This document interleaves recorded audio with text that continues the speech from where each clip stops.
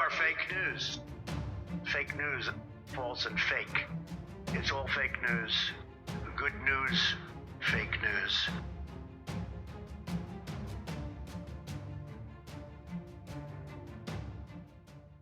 Hello book lovers, my name is Alan and welcome to my YouTube channel. Today I'm going to talk about one of my favorite books of 2020. It is a book written by Alain Badiou and it is about Trump's election as the President of the United States. It was first published in 2019 and it's an amazing book. So let's do this.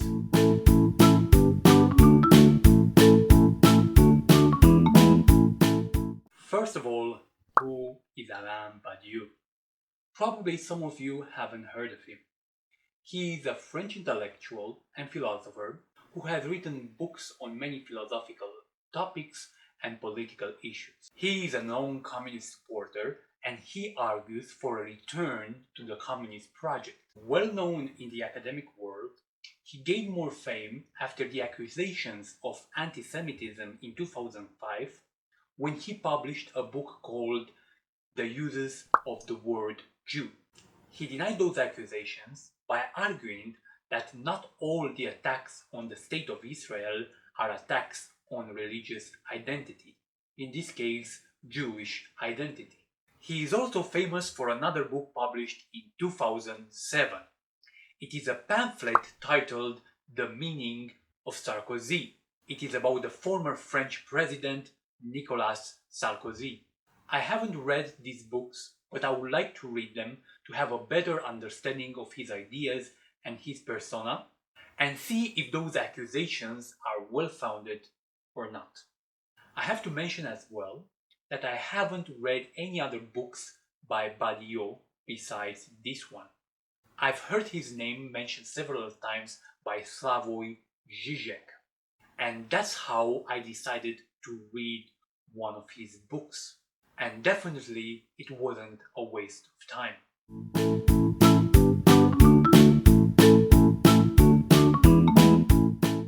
I haven't read a book like this in ages. This book grabbed my attention immediately. The book comprises 2 lectures delivered by Alain Badiou at UCLA in 2016 after the election of Donald Trump. As I was preparing the video, I found the lectures on YouTube. So, if you don't have time to read the book, you can always watch or listen to the lectures. I added the links in the description. In these 2 lectures, Badiou talks about how it was possible to elect a person like Trump and how we can fight this type of populist figures. Badiou believes that the first thing we should look at is at the victory of global capitalism and the disappearance of any alternative to the capitalist system after the fall of communist regimes. He points out that the political propaganda today is trying to make us think that capitalism is the only way forward.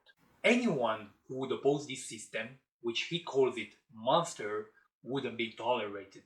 And this monster's fundamental law is not freedom, as they like to brag. It is inequality.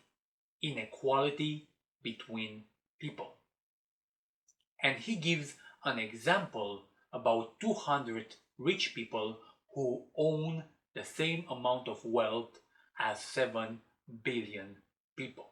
What makes people like Trump or Bolsonaro in Brazil to be elected? He believes there are 4 reasons. The first reason is the violence that cannot be seen in the West, but it can be seen in other parts of the world where the capitalist system is built on the back of others. The second reason is the disappearance of political oligarchy and the appearance of democratic fascism. The third reason is popular frustration and the feeling of a disorder or the fear for the future. And last but not least, there is no political strategy to create another path to capitalism. There is a lack of ideas, and only these ideas could create a conversation and bring new things forward. Badiou calls Trump a democratic fascist. But what does that mean? A democratic fascist is a person who seems to oppose the system and the political oligarchy. He seems to bring novelty. But it's a person who is emotionally exploiting people without explaining or defending a view.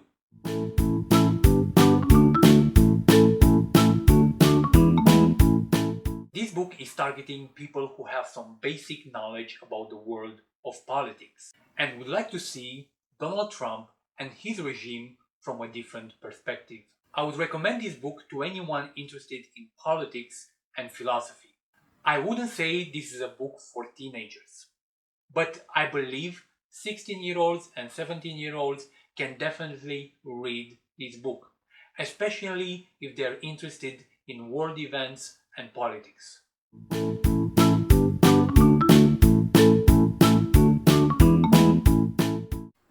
It's an easy book to read. The language is accessible because it comprises 2 public lectures. At the same time, this compact book has lots of interesting and innovating things to say about the world we live in. The author explains a lot about capitalist system, how we think about it, and how we should start to change our thinking about it. I did not find any boring parts. Sometimes I felt that he is repeating himself, but that was good for me because it reinforced some of his ideas in my mind.